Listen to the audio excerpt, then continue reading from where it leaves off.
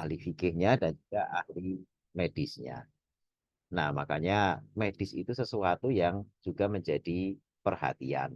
Eh, Selain juga tentu saja hal-hal yang terkait dengan ritual ibadah. Karena ritual ibadah pun untuk bisa terlaksana dengan sempurna juga membutuhkan jasmani yang sehat.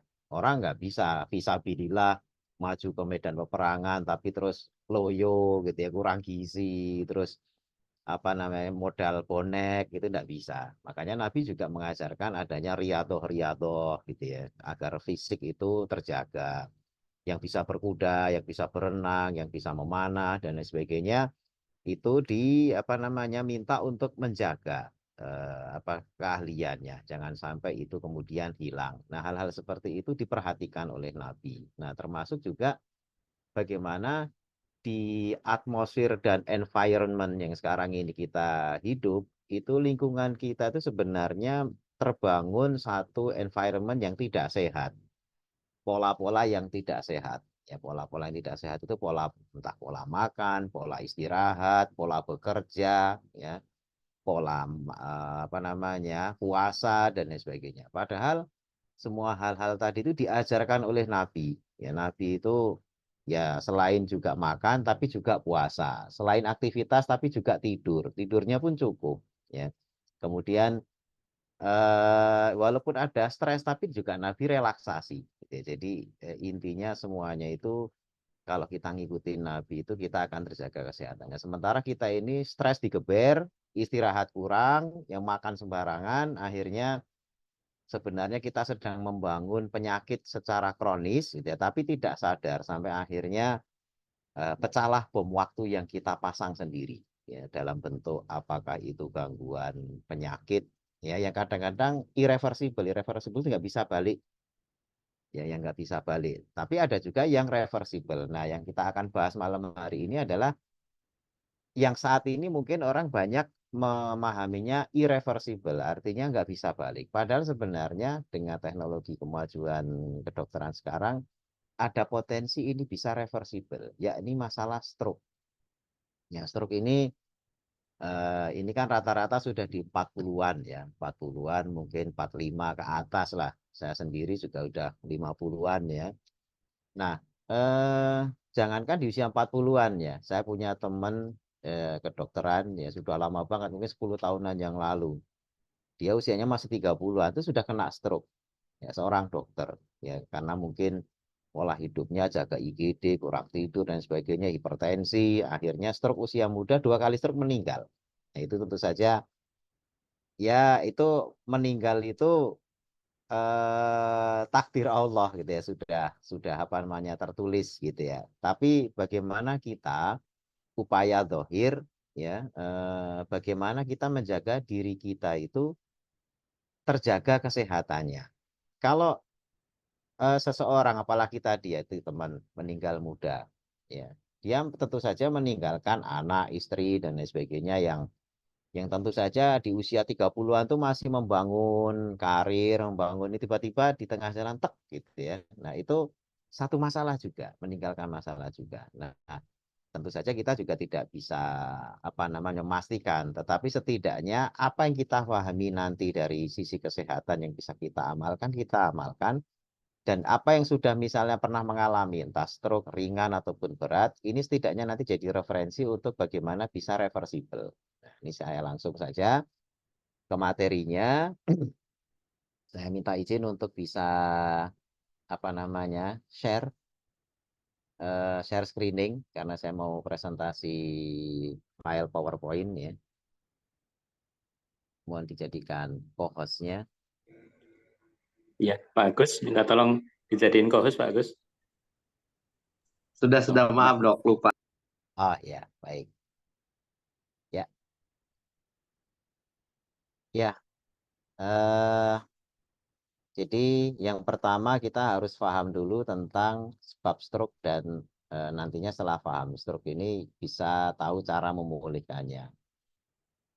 Stroke ini ada dua, ada masalah sumbatan ya dan juga ada masalah pecah pembuluh darah ya, masalah sumbatan dan pecah pembuluh darah. masalah sumbatan itu terjadi karena adanya pembuluh darah yang mengalami penebalan. Jadi bisa kita lihat, saya zoom saja penyumbatan arteri gitu ya, biar semuanya bisa lihat ya. Dinding arteri itu mengalami penebalan ya, yang normal itu yang masih lubangnya utuh itu, kemudian ada tahap awal penyumbatan sampai akhirnya deposisi lemaknya itu makin tebal ya, begitu nanti ada gumpalan itu mesti nyumbat. Jadi menyumbat hampir 75% atau lebih parah itu kalau ada gumpalan darah lewat mesti nyangkut ya, terus akhirnya terjadi stroke. Kalau yang masih dinding arterinya utuh ya, yang masih utuh seperti ini masih tidak ada masalah gitu ya, tidak ada masalah. Tapi kalau yang sudah sempit, yang masih sudah sempit ini dia akan, yang paling kanan ya, gambar paling kanan itu terjadi sumbatan, itu akan mengalami gangguan peredaran darah di titik yang tersumbat. Nah, ini eh, detailnya gitu ya. Jadi karena ada sumbatan, akhirnya darahnya tidak bisa masuk ke otak.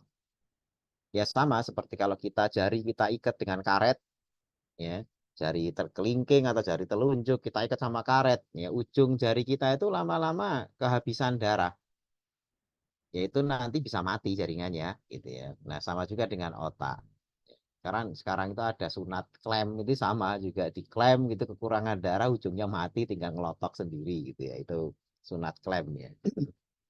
Nah rata-rata orang nyalahkan kolesterol di sini karena kebetulan sumbatannya itu adalah sumbatan lemak. Dan itu memang kalau dibuka lemaknya itu isinya memang LDL kolesterol.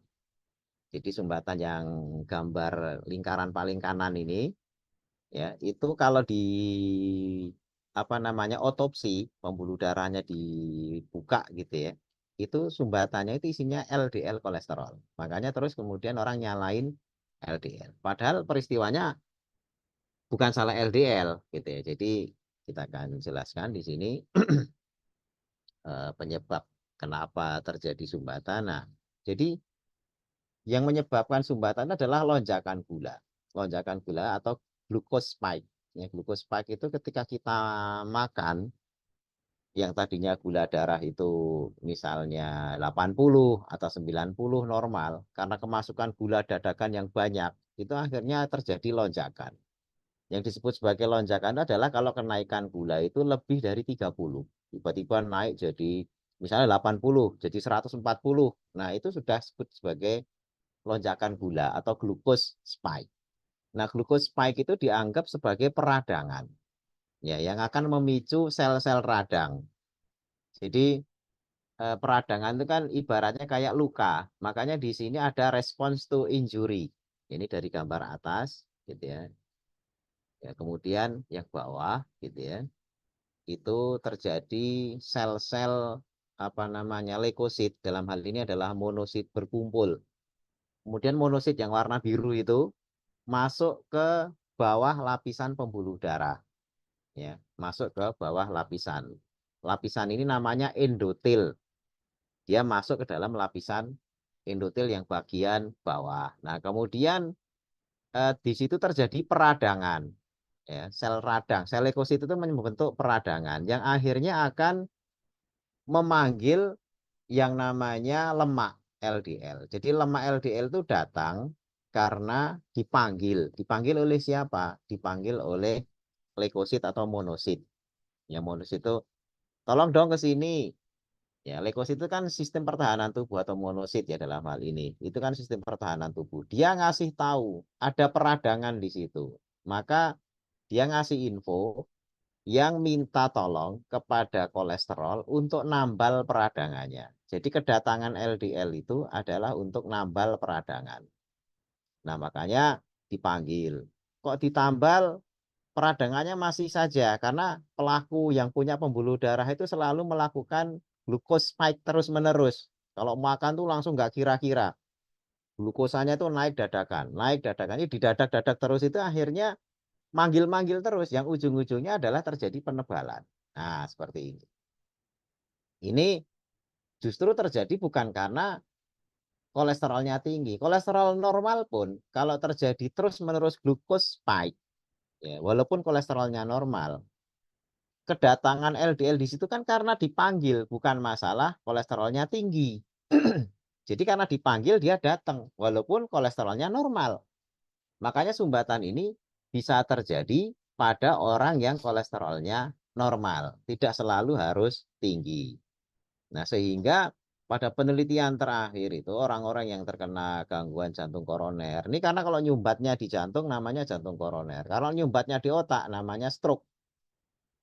Nah, jadi lemak yang nyumbat itu sebenarnya datang bukan karena menumpuk banyak, bukan. Datangnya itu karena dipanggil. Dipanggil oleh apa? Dipanggil oleh inflamasi atau peradangan. Peradangan karena apa?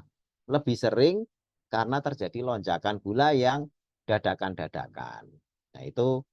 Tapi yang disalahkan apa? Kolesterol. Ya sama seperti kita jalan di jalan tol gitu ya misalnya. Terus ketemu kecelakaan.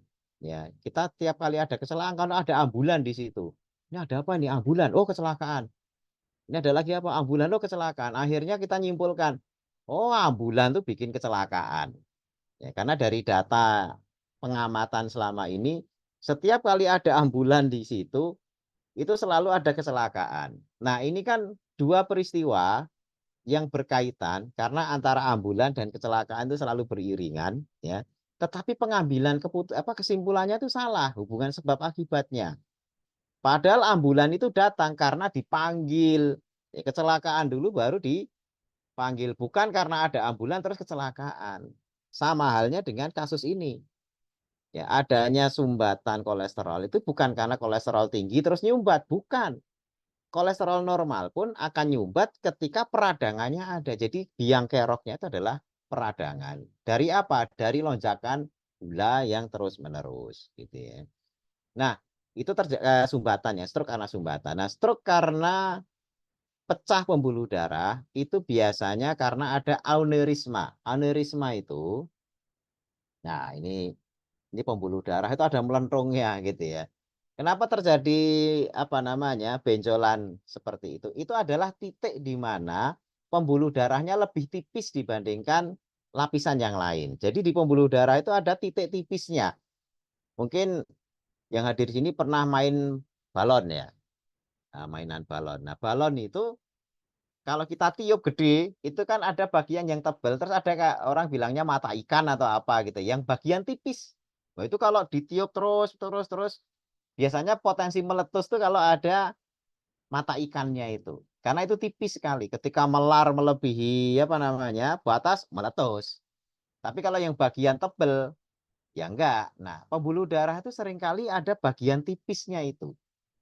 Ya, jadi bagian tipis inilah yang disebut sebagai aneurisma. Aneurisma itu ketika tekanan darah itu tinggi, ya, tensinya tinggi, tempat yang lain dia biasa aja, tapi yang tempat yang tipis itu akan melendung seperti itu. Nah, ketika tensinya tiba-tiba dikagetin atau stres, kurang tidur, naik melonjak tiba-tiba pecah. Nah, itulah disebut sebagai stroke hemorrhagic. Ya, di sini disebutkan aneurisma adalah pembekakan pada dinding pembuluh darah. Ini bagian yang tipis, ini bagian yang tipis. Nah, di sini makanya stroke itu ada dua, yang hemorrhagic karena pecah, ya, yang non hemorrhagic yang tidak ada perdarahan itu adalah yang sumbatan. Nah, efeknya adalah saraf atau neuron ini akan rusak. Yang rusak rata-rata apanya? Yang rusak adalah kalau di sini ada selubung mielin. Nah, ini saya zoom. Ini yang pakai HP mudah-mudahan kelihatan ya. Kalau yang pakai laptop clear mungkin ya. Ini saya zoom kelihatan kan ya? Nah, di sini Kalau saya jelas. jelas ya. Ya. Jelas. Nah, kalau pakai HP kadang-kadang kecil kalau nggak di zoom kekecilan. Nah, ini saya zoomkan aja. Nah, itu ada selubung mielin. Selubung mielin itu kalau kabel itu kayak apa namanya ya kulit kabelnya. Tapi kalau kulit kabel itu kan cuma pelindung. Nah, tapi kalau selubung mielin ini justru dia juga menjadi penghantar. Ya, kalau kabel kan penghantarnya itu tembaga yang di dalamnya, kulit luarnya itu hanya apa namanya kulit pelindung saja, biar kalau dipegang nggak kesetrum. Nah, kalau di saraf ya justru mielin itu bisa menjadi penghantarnya. Jadi ketika kita nginjak puntung rokok atau nginjak api gitu ya, itu langsung dalam hitungan sekian mili detik gitu ya, itu langsung terasa panas. Nah itu ditransmisikan oleh mielin ini. Ya, mielin langsung mentransmisikan. Mielinnya rusak, nah itu yang terjadi kegangguan. Baik sinyal dari ujung saraf ke otak maupun dari otak ke ujung saraf. Jadi bolak-baliknya itu terganggu kalau mielinnya rusak. Gitu kan. Nah, mielin di otak ketika rusak, maka akan terjadi gangguan, bisa motorik, bisa sensorik. Motorik itu yang kaitannya sama gerakan. Makanya ada lumpuh kiri kanan. Kalau terkena otak kanan, yang lumpuh kiri, yang otak kiri lumpuh kanan. Nah, kemudian gangguan sensorik, entah penciuman, entah itu pendengaran, entah itu ngomongnya dan lain sebagainya itu terganggu. Pengecapan, maksudnya pengecapan lidah. Kalau ngomong tuh motorik. Pengecapan lidah kok rasanya cuma pahit tok ya atau apa. Nah, itu gangguan sensorik gitu ya. Nah, ini hal-hal yang terjadi ketika sarafnya rusak. Makanya mengembalikan kerusakan saraf ini berarti harus memperbaiki komponen saraf terutama yang bagian mielinnya itu. Ya, karena itu bagian paling luar yang gampang rusak. Nah, jadi akibat stroke itu neuron rusak, demielinasi gitu ya, demielinasi atau kerusakan mielin. Kemudian kerusakan ini terjadi di area tertentu tergantung daerah mana yang tidak mendapat asupan darah. Karena terjadi hemoragik tadi, pecah pembuluh darah atau terjadi sumbatan. Ya, jadi titik mana terkena ya itulah terkena imbas. Kerusakan bisa diperbaiki asalkan tersedia bahan baku perbaikannya. Ya, jadi kalau mau memperbaiki ya bahan baku perbaikannya harus tersedia. Contoh misalnya kalau tulang. Tulang itu bisa diperbaiki ketika misalnya kropos, ya kropos itu kan kurang bahan baku kalsium. Ya, maka harus tersedia kalsium. Walaupun nanti kalsium saja tidak cukup, dia harus ada demand. Ya, tulangnya itu harus dibikin demand agar nantinya bisa manggil kalsiumnya. Karena cuma kalsium toh nggak dipanggil, itu nggak akan nempel ke tulang. Jadi tulang itu harus dipakai, misalnya berjalan, ya, 10.000 langkah. Itu kalau kayak gitu nanti kalsium yang dimakan baru akan dipakai. Tapi kalau sudah makan kalsium kok diem aja duduk aja, nggak akan ada demand. Akhirnya kalsiumnya lewat jadi tinja tok, jadi tinjal tok tinja aja gitu ya. Jadi nggak akan jadi tulang. Makanya bahan baku itu penting, tapi juga penting juga memanggil untuk mencetak demand. Ya demand yang sehingga bahan baku itu bisa dipakai. Nah, terus masuk saraf juga begitu. Bahan baku saraf untuk mielin itu apa? Nah, di sini kita bisa bisa kita lihat di sini bahan bakunya itu adalah protein gitu ya. Protein mielin. Kemudian lipid termasuk kolesterol, glikolipid dan fosfolipid. Jadi kebanyakan bahan untuk otak ya persarafan itu adalah lemak. Ya, glikolipid, fosfolipid gitu ya. Protein di sini protein mielin ya, termasuk juga kolesterol. Makanya kalau kita makan ya, bahan yang banyak kolesterolnya di makanan itu kan otak salah satunya. Jangan makan otak, kolesterolnya tinggi ya. Memang otak kita itu isinya kolesterol. Jadi kalau mau memperbaiki otak kita ya harus tersedia banyak kolesterol. Nah, cuma masalahnya adalah dokter itu biasanya kalau sudah terkena stroke, makanan yang harus dijauhi itu malah makanan yang berlemak, gorengan, kolesterol, dan lain sebagainya. Apakah itu salah? Nah, nanti kita lihat. Ya. Apakah itu salah? Nanti kita lihat kalau sudah paham fisiologinya. Nah, langkah awal yang harus dilakukan ya adalah memicu proliferasi. Proliferasi sel maksudnya. Ini pembentukan sel saraf baru. Memicu itu maksudnya seperti tadi. Orang yang osteoporosis ya, yang sudah kropos tulangnya itu agar kalsium bisa dipakai, jangan cuma dikonsumsi, minum susu kalsium atau minum kalek ya, kalek 500 mg itu kan isinya kalsium dosis tinggi, diminum terus tiap hari. tapi tidak dibikin pemicu untuk menyerap kalsiumnya. Pemicunya apa? Ya jalan, dipakai, tulangnya dikasih beban. Nah, karena kalau sudah dikasih beban tulangnya, tubuh itu akan memberikan sinyal, oh tulangnya keropos, tapi kok disuruh nanggung beban besar.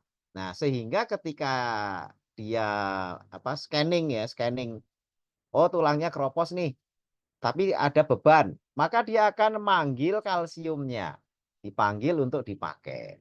Tapi kalau habis makan kalsium, mager mulu, tulangnya akan diem aja. Ah, orang nggak dipakai ini, ya. Maka kalsium yang sudah dimakan nggak akan dipanggil. Tulang keroposnya ya keropos abadi, ya nggak akan ada perbaikan. Kenapa? Karena nggak dipakai. Tubuh itu paham. Ngapain juga manggil kalsium? Orang tulangnya juga nggak pernah dipakai. Gitu. Tapi kalau dipakai, tubuh akan memberikan feedback. Nah, sama dengan otak. Jadi otak itu harus dipacu untuk proliferasi, untuk memperbaiki diri. Nah, nanti ada caranya memicu proliferasi itu pembentukan sel saraf baru. Tapi intinya harus tersedia bahan baku. Ya, kalau bahan bakunya nggak ada, memicu proliferasinya udah bener, tapi bahan baku nggak ada ya nggak akan. Jadi udah niat nih mau bangun rumah, ya udah siap tukangnya, udah siap semuanya. Batu batanya nggak ada, semennya nggak ada, ya percuma juga tukang nganggur di situ. Ya, cuma ada bahan baku nggak ada tukangnya, ya sama aja nggak akan dikerjain, gitu ya.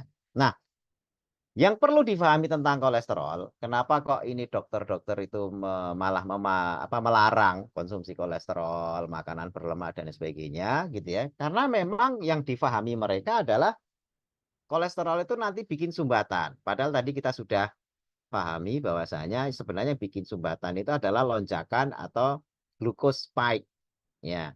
Tapi memang yang namanya kolesterol itu yang ada di sirkulasi tubuh kita itu tidak bisa dipakai langsung oleh otak.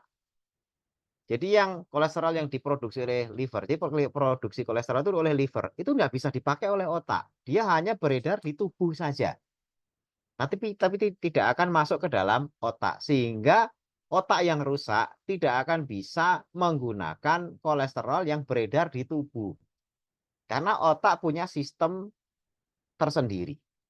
Jadi bahan kolesterol yang diproduksi oleh liver tidak bisa langsung ya dipakai oleh otak atau dikirim oleh otak, dikirim ke otak. Karena di otak sendiri ada yang namanya blood brain barrier ya, 3B gitu. B itu blood brain barrier. Sehingga kolesterol nggak akan bisa dikirim ke otak.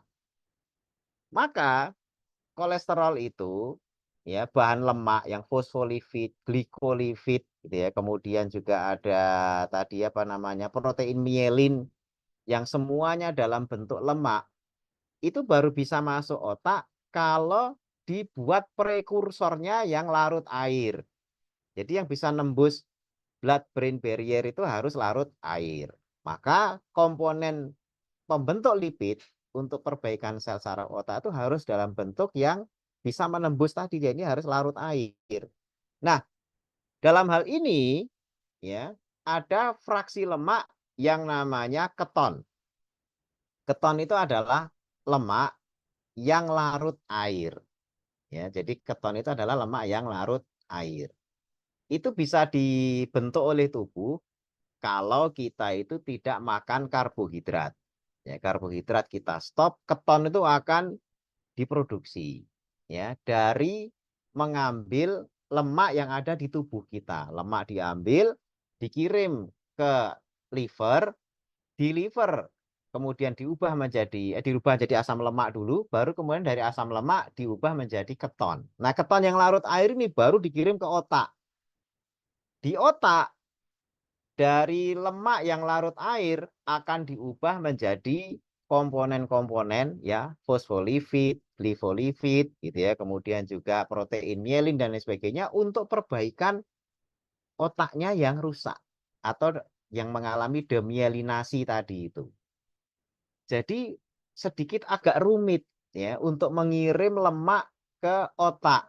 Tidak langsung misalnya ya udah kita makan lemak gitu sebanyak-banyaknya nanti akan dikirim ke otak. Nggak bisa begitu. Kalau kita makannya campur karbohidrat, itu hanya akan bersirkulasi di dalam tubuh kita yang makin menumpuk lemak di bawah kulit.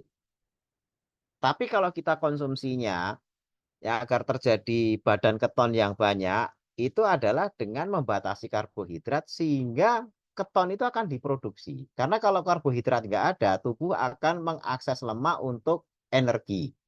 Nah, kalau sudah ketonnya banyak terjadi ketosis, keton ini akan dikirim ke otak untuk perbaikan. Maka kunci terapinya itu adalah kondisi ketosis.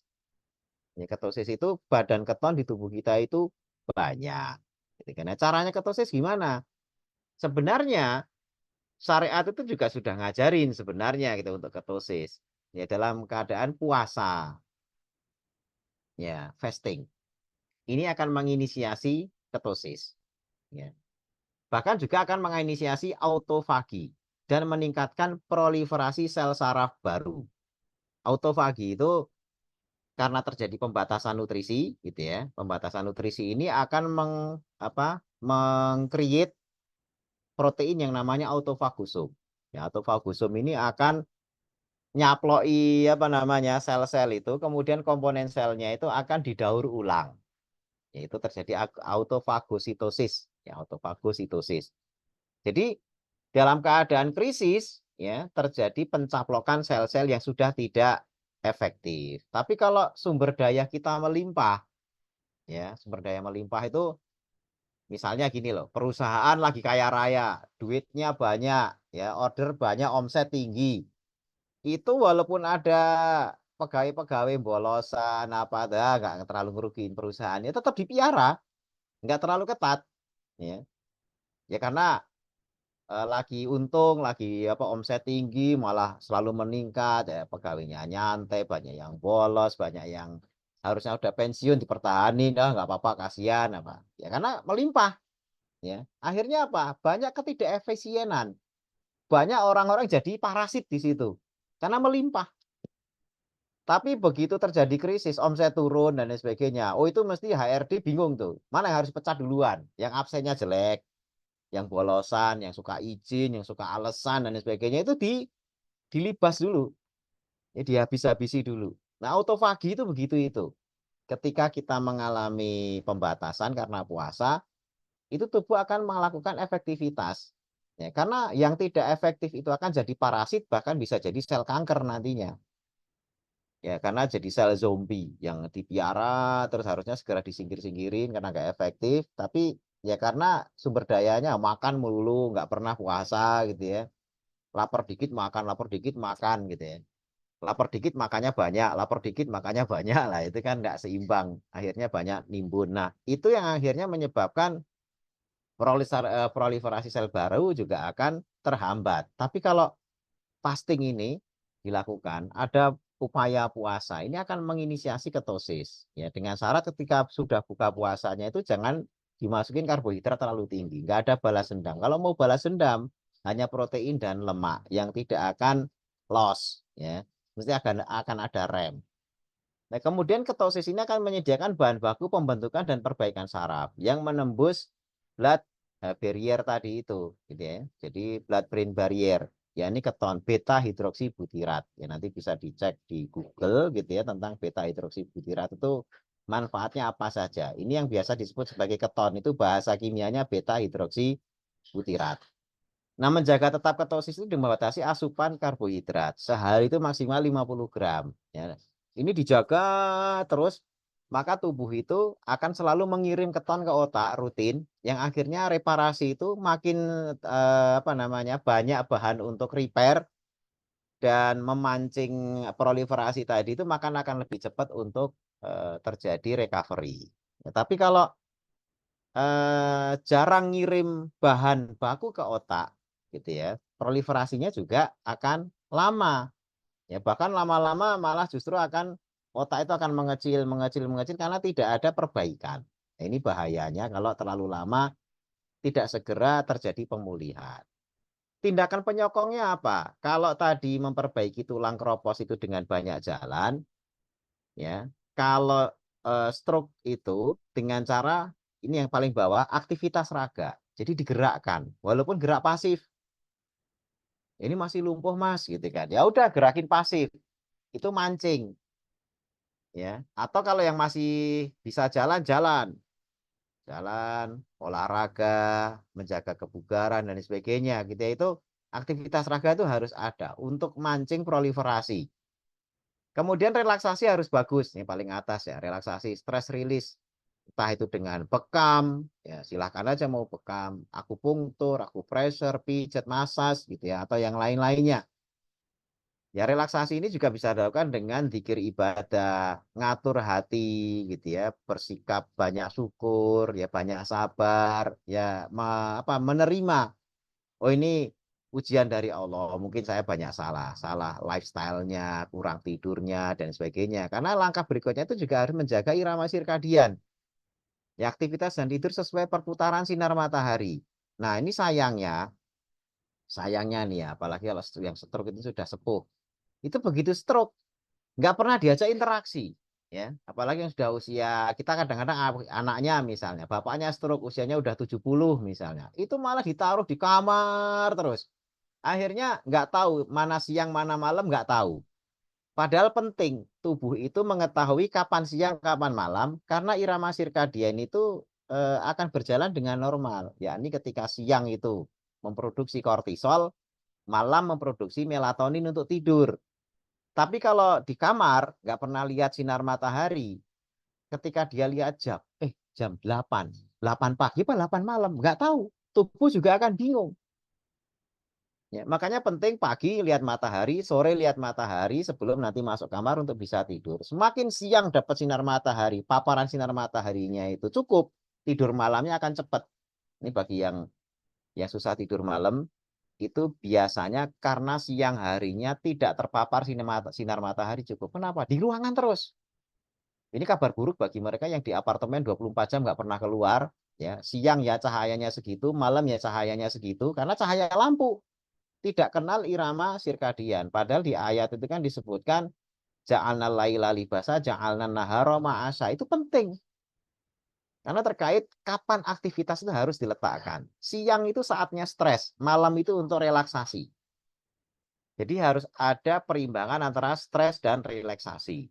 Ya, antara aktivitas dan tidur, antara puasa dan makan. Itu siklus yang harus kita sesuaikan. Nah, ini tindakan-tindakan penyokong yang nantinya akan memperbaiki sel-sel neuron otak kita.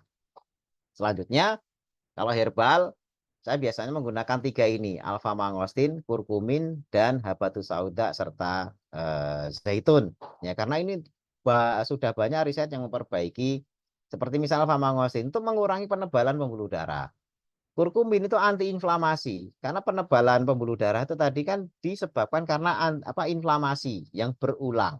Ya, terus mampu memicu autofagi. Ya, mampu memicu autofagi selain juga melakukan puasa. Puasa itu juga mempertahankan autofaginya. Kemudian kalau habatus sauda dan zaitun ini secara sunnah sebenarnya juga dianjurkan karena antiinflamasi, antioksidan, antidepresi ya biar orang itu tidak terlalu stres gitu ya dan menekan terjadinya penyempitan pembuluh darah. Ini yang perlu sebenarnya kurkumin itu banyak terdapat di empon-empon. Banyak terdapat di empon-empon. Makanya di surat Ad-Dahr Al-Insan itu ada mata air yang namanya zanjabila. Zanjabila itu kan terjemahannya jahe. Ya, zanjabil. Kalau bahasa Latinnya itu zingiber. Zanjabil, zingiber, atau kalau kita ginger. Ya, di situ jahe. Zat aktifnya itu kurkumin, gitu ya. Zat aktifnya itu kurkumin. Jadi sebenarnya kurkumin itu juga bagian dari menjalankan apa yang ada di dalam Al-Quran itu mata air surga itu isinya ya kurkumin ini atau zanjabila ini. Nah, sebagai penutup ini nanti silakan kalau ingin bertanya ya terkait apa yang disampaikan malam hari ini saya ringkas saja ini saya ringkaskan tapi kalau mau tanya detail boleh ya nanti ya. Sebagai penutup tetap semangat. Ya, stroke itu bukan terus oh ini kiamat dah nggak bisa ngapa-ngapain karena kasusnya di rumah sakit itu kalau udah stroke sudah gitu ya. Itu karena di rumah sakit masih menerapkan menu pola makan yang tidak memperbaiki otak. Ya, orang stroke malah disuruh makan nasi udah nggak ada pantangan, apa yang dijauhi malah lemak lah. Lemak ini kan justru malah untuk perbaikan. Tapi kalau mau makan lemak harus jauhi karbohidrat agar bisa jadi obat. Ya ini mereka belum ngeh ke sana. Tetapi saat ini protokol di penyakit saraf ketika terjadi stroke itu 1 hari dibebaskan dari gula. Tapi baru cuma 1 hari tok. Karena mereka sudah melihat yang namanya ketosis itu manfaat untuk perbaikan stroke selama 24 jam awal. Hanya masalahnya tidak mereka teruskan ketika sudah recovery. Tapi protokol rumah sakit nanti boleh dilihat di rumah sakit manapun. Kalau yang namanya stroke itu 24 jam pertama dijauhkan dari gula. Sayangnya cuma sehari. Padahal kalau itu dijaga terus ya. Saya kemarin habis nerapi orang 3 minggu pulih padahal lumpuh. Ya, 3 minggu pulih karena dia ketat. Ya. Terus begitu sudah jadi dia terapis gitu ya, bisa mijit orang, bisa terapi orang lagi, semua gerak seperti semula, bahkan ditunjukin kemana-mana, saya bisa ini, dan sebagainya. Ya, setelah jalani apa yang saya sarankan, dia itu langsung bikin video. Dok, saya udah bisa gini, alhamdulillah gitu ya. Nah, begitu udah sembuh kok malah CLBK, ya, dengan kebiasaan lama. Ya, tidurnya berantakan, makannya sembarangan, manis-manis, nasi apa itu di ini lagi. Yang kedua mulai gemeteran dan mulai seperti stroke yang kedua. Akhirnya saya bilang, lah kenapa balik lagi? Ya saya kira udah sembuh, bukan begitu. Ya, potensi untuk kambuh lagi itu masih bisa, gitu kan? Ya terserah itu pilihan, gitu ya. Tapi intinya tetap semangat bahwa saya jalan sembuh itu dan ini tidak hanya 1-2 orang yang pernah saya praktekkan untuk mencapai jalan kesembuhan dengan cara ini, gitu ya. Karena memang di medis kemarin barusan diteliti dengan alat PET, gitu ya. Itu keton itu bener nggak sampai ke otak? Itu bener, ditelusur dengan alat namanya PET gitu ya. Alat tomografi gitu ya. Itu nanti ketonnya itu dilihat dari sejak dimakan sampai kemudian di-scan itu berjalan ke otak dan melakukan perbaikan di otak itu bisa real time dilihat prosesnya. Itu baru tahun ini 2024 itu sudah mulai diteliti. Walaupun teori ini sebenarnya sudah disampaikan dari tahun 2023. Saya sering ajarkan ini kemana-mana, sudah banyak hasil, tetapi pembuktiannya dengan menggunakan alat scanning jalannya keton itu kemana aja, ke otak dan sebagainya itu baru pembuktian secara real time-nya itu tahun 2024 ini. Jadi semua penyakit ada jalan sembuhnya. Minta kekuatan agar kita tidak hanya tahu jalan sembuh, tapi juga mampu menempuhnya. Karena kadang-kadang seperti teman tadi itu, jalan sembuhnya tahu, tapi ngeyel terus melanggar, akhirnya harus ngalami stroke yang kedua. Gitu kan. Nah itu akhirnya sekarang ini balik lagi jalani dok, saya tolong dibimbing lagi. Oke, saya bimbing lagi. Dan sekarang ini sudah mulai ada perbaikan juga. Ya, harusnya memang jangan sampai nanti jatuh yang ketiga, keempat, dan seterusnya. Gitu ya. Nah, mungkin ini yang bisa saya sampaikan dari teorinya, gitu ya. Mudah-mudahan eh, tidak puas, gitu ya, karena ini memang singkat sekali, gitu ya. Sebenarnya banyak riset yang harus saya sampaikan, tapi karena keterbatasan waktu, silakan bagi barangkali yang ingin bertanya, forum ini kita lanjutkan untuk tanya jawab. Baik, Dok. Masya Allah. Kita ini saja mulai momen tanya jawabnya ya, Dok. Boleh, Dari chat aja ya, Dok. Diawali dari chat. boleh, silakan. Pertama itu dari lewat chat saja, Bapak Ibu yang mau bertanya. Ya. Penyebab glukosa spike itu apa, Dok? Nah, itu yang pertama. Ya. Yang keduanya, bagaimana minta arahan dari Dokter Insan tentang mendampingi pasien yang terkena stroke, katanya, Dok. Ya, glucose spike, ya spike itu kan artinya lonjakan kan, lonjakan gula. Jadi tubuh kita itu kan kita sering memeriksa gula darah pertama sewaktu, kemudian ada gula darah setelah 2 jam makan, ada juga gula darah puasa. Kalau sewaktu itu acak, kapanpun misalnya gitu, pokoknya cek acak. Nah, tapi ada gula darah puasa. Gula darah puasa itu adalah 12 jam nggak makan.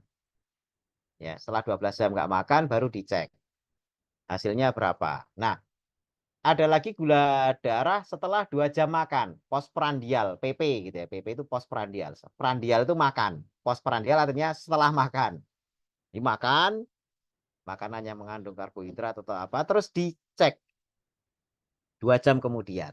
Nah, hanya pengecekan ini kalau orang yang masih normal, ya, orang yang masih normal, ketika habis makan 2 jam kemudian kok dicek normal, padahal yang dimasukkan, misalnya makan nasi sepiring, ya, itu gulanya tuh tinggi sekali. Ya, hanya kenapa kok setelah 2 jam dicek normal? Karena ada kerja insulin. Insulin tuh kalau ada gula darah tinggi, dia langsung diproduksi oleh pankreas, ya insulin ini akan menurunkan. Nah, masalahnya adalah kalau diukur makan terus 2 jam kemudian baru dicek, kita tidak tahu grafiknya dari ketika sejak makan, menit pertama, menit kedua, menit ketiga, ya menit ke-30 sampai menit 40 atau 1 jam. Itu gulanya seberapa kita nggak tahu. Sampai akhirnya kita baru tahu itu ketika 120 menit kemudian atau 2 jam. Nah, 2 jam kita baru tahu, oh sekian. Nah, sekarang ini ada alat namanya CGM. CGM itu Continuous Glucose Monitor atau Continuous Glucose Monitoring. Itu dipasang di badan. Jadi ketika kita makan, ya ketika kita makan, itu detik demi detik, menit demi menit itu kadar gula itu terekam seperti kalau kita lagi lihat layar monitor ICU. Layar monitor ICU itu kan sekarang tensinya berapa gitu kan, denyutnya berapa, itu kan menit demi menit, detik demi detik kan kita bisa lihat. Ya, tidak hanya ketika pas dicek tensinya, tapi pergerakannya kita lihat. Nah, sama. Maka sekarang ini sedang gencar-gencarnya orang meneliti, ya saya sering share sama di sini Mas Arif ada ya? Mas Arif yang sering ngikutin apa namanya? Apa yang saya sampaikan tentang glucose spike gitu ya. Jadi makan gitu ya. Setelah 10 menit ternyata gula darah kita itu pernah mengalami yang namanya lonjakan.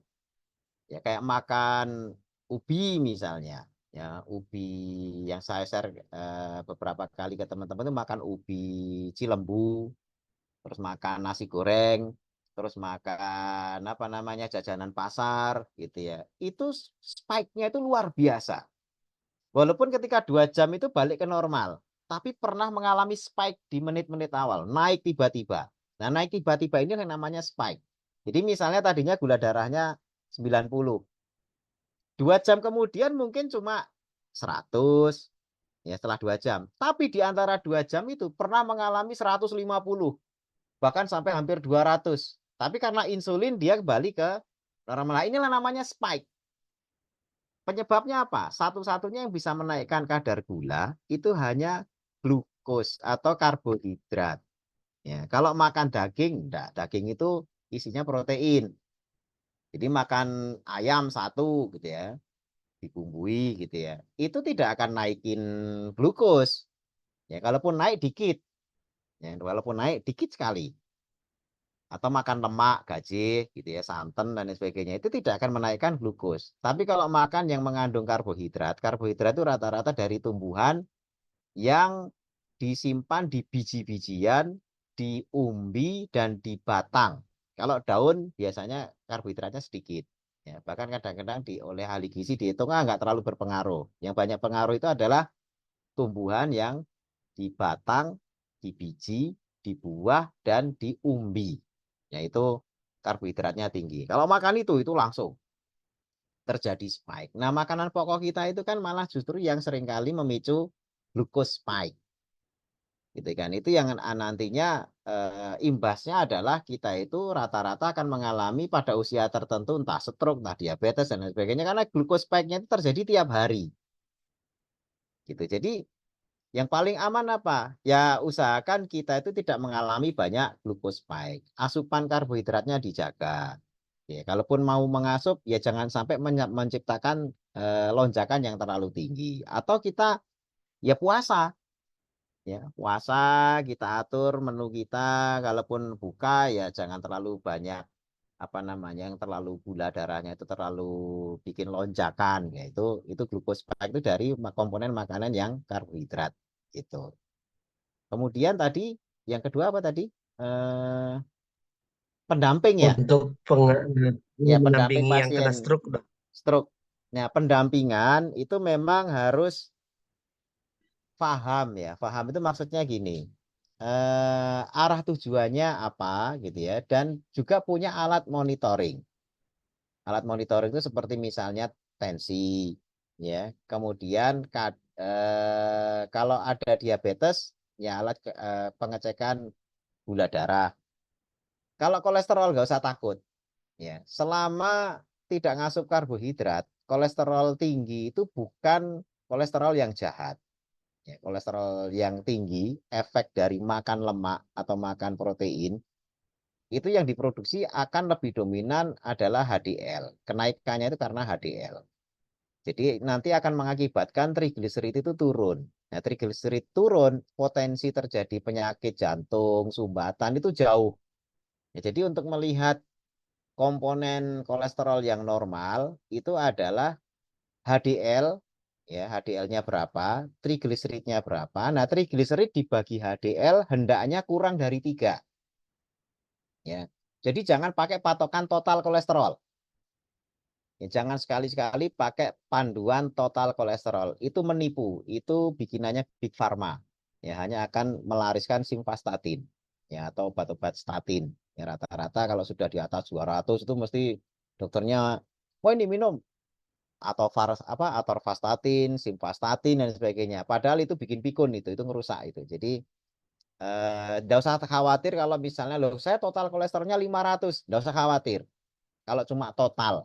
Tapi yang harus khawatir tuh ketika kelihatannya total kolesterol 200, tapi trigliseridnya 300 misalnya. Wah, itu bahaya banget. Jadi yang bahaya itu adalah angka trigliserid. Kemudian nanti pembaginya adalah HDL. Makin tinggi HDL, maka rasionya makin kecil.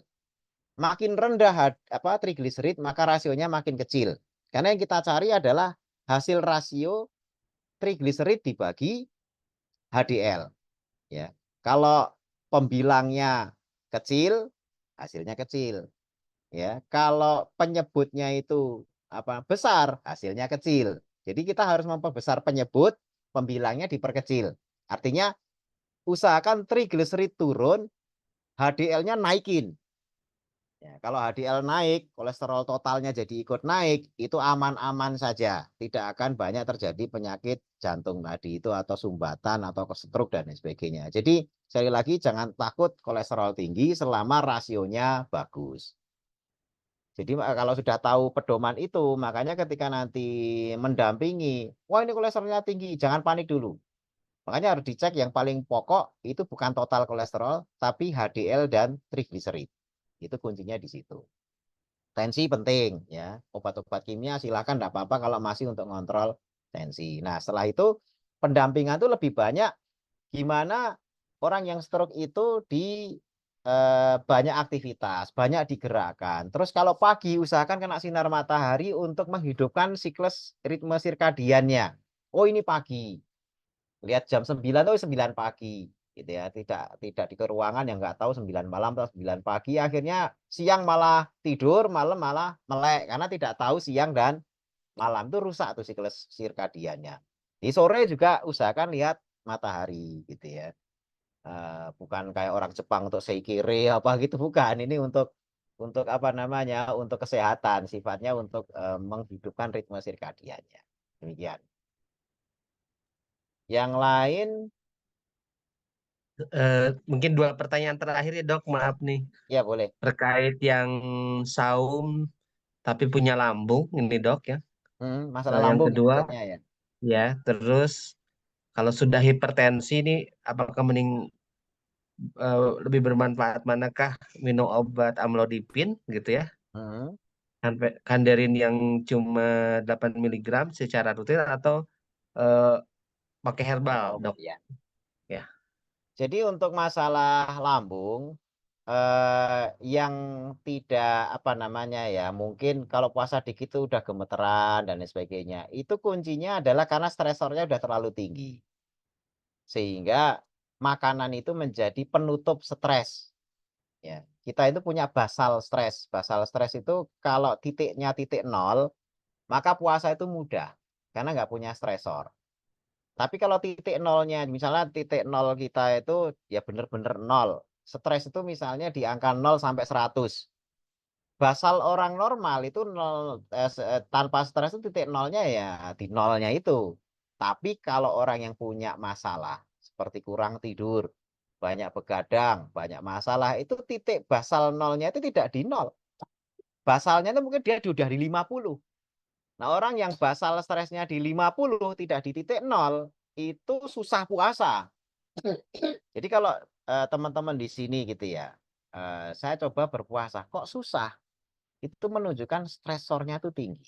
Nah, stresor paling tinggi yang mengganggu lambung kita sehingga susah berpuasa itu adalah kurang tidur.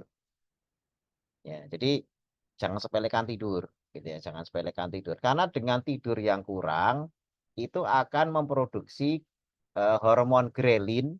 Grelin itu adalah hormon lapar. Ya, lapar tapi bukan karena butuh makan. Ya, dia lebih kepada craving. Craving itu pengen makan. Ya, bukan karena butuh makan, tapi karena pengen makan. Itu begitu kita tidak cukup tidurnya, maka tubuh itu akan memproduksi kortisol tinggi yang memicu lapar hebat. Ya, pagi-pagi mesti bingung nyari cemilan, nyari gorengan, nyari roti, nyari bubur ayam, atau nyari apalah yang bisa dimakan, sehingga ini paling susah disuruh puasa. Bahkan puasa yang bukan ritual. Contohnya intermittent. Ya, puasa intermittent itu jam 8 malam udah nggak makan, sampai jam 12 siang nanti baru makan. Ya, tapi boleh minum. Itu aja nggak kuat. Padahal minum. Perutnya mesti berontak. Kenapa? Berontaknya bukan karena butuh makan, tapi karena memang stresornya udah terlalu tinggi. Jadi kalau rahasianya biar nantinya kuat, pondasi tidurnya itu harus bagus. Usahakan dapat 7 jam dan deep sleep. Kuncinya itu 7 jam dan deep sleep. Ya, makanya sebenarnya kita jam segini masih diskusi ini sebenarnya kurang bagus. Saya jarang ngadain webinar malam-malam gitu ya. Karena biasanya jam 8 tuh udah mapan tidur, jam 9 tuh udah tidur gitu ya. Biar nantinya, dan memang sunnah Rasul kan begitu. Surah habis sholat Isya itu makruh untuk, ya kecuali kalau bicara ilmu seperti ini ya enggak apa-apa. Tapi kalau mau cukup tidur, 9 itu sudah tidur. Nanti jam 3, jam 4 boleh silahkan bangun. Nah, itu yang disunahkan Nabi malah seperti itu. Nah, itu nanti dapat cukup tidur, pagi itu stresor berkurang. Nah, kalau diniatkan puasa dan sebagainya dengan cukup tidur, itu perut akan kokoh. Ya, tapi kalau enggak, cravingnya muncul, terus hormon leptin itu turun. Leptin itu yang memberikan sensasi kenyang. Ya, kalau leptinnya turun, maka dia tidak kenyang-kenyang kalau makan. Tingkat level kenyangnya itu berlebih, gitu ya. Jadi apa namanya, makan udah, kalau bahasa guyonnya itu betah luwe, wis mangan pirang-pirang cek luwe, terus itu betah luwe gitu ya. Jadi betah luwe guyon gitu ya. Jadi karena hormon leptinnya turun, makanya kurang tidur itu 2, craving naik, leptinnya turun, ya, sehingga tidak kenyang-kenyang. Dan ujung-ujungnya perut melilit itu bukan, oh ini asam lambung, bukan. Yang lambung itu disusun untuk didesain menerima asam. Ya, jadi jangan malah dikasih basa. Itu karena sebenarnya terjadi, ya tadi hormon craving itu berontak, kasih makan dong. Karena selama ini begitu sudah mulai stres muncul, perutnya yang dijadikan alat untuk manggil makanan. Gitu. Padahal apakah butuh? Enggak butuh. Tetap hidup aja kok kita. Ramadan 30 hari juga nggak makan, siangnya juga nggak ada masalah gitu ya. Itu karena memang kita niatkan gitu ya, jaga tidurnya baik-baik, itu nanti insya Allah akan terbiasa. Tapi kalau mengalami seperti itu, usahakan misalnya intermittent fasting, ya 12 jam dulu. Jam 8 malam nggak makan, mulai makan lagi jam 8 pagi. Habis itu tambah jam 9, habis itu tambah lagi jam 10, habis itu jam 11, sampai nanti bisa 16 jam. Nggak keisi makanan, hanya minum. Ya kalau sudah begitu, misalnya mau mengganti dengan puasa sunnah, nggak usah sahur. Ya, dari malam jam 8, pagi sahur cuma minum air putih, gitu, nyari berkahnya sahur gitu ya. Kemudian sampai sore. Nah, itu autofaginya dahsyat itu. Dan perut akan kuat. Tapi sekali lagi, puasa itu stresor, Jadi harus diimbangi dengan tidur yang cukup. Kalau pondasi tidurnya goyah, rewel semuanya, tidak hanya perut, ya nanti kemana-mana. Jadi kuncinya tapi diawali dari tidurnya. Kemudian tentang hipertensi, minum obat seperti amlodipin, mungkin itu kandesartan ya, kanderin yang 8 mili, itu kandesartan tuh isinya. Bagusan mana? Sebenarnya tergantung target dari kinerja obatnya. Amlodipin aman-aman aja, kandesartan juga boleh-boleh saja. Atau pakai herbal. Nah, herbal itu sebenarnya lebih kepada maintain jangka panjang. Ya, jadi ketika tekanan darah itu harus diturunkan segera, ya jangan pakai herbal. Karena herbal itu maintain jangka panjang. Perbaikannya jangka panjang. Jadi minum obat nggak ada masalah. Tidak usah takut gitu ya. Malah justru takut kalau tekanan darah itu tinggi terus. Nah, tekanan darah tinggi itu pun juga terkait dengan masalah tidurnya. Ya, tidurnya. Jadi memang tidur itu walaupun sepele, ya, kecukupannya itu kita harapkan ya cukup. Kalau tidak, utang tidur kita itu harus dibayar dengan jantung kita, dibayar oleh ginjal kita, dibayar oleh usus kita, lambung kita, dibayar oleh seluruh organ kita.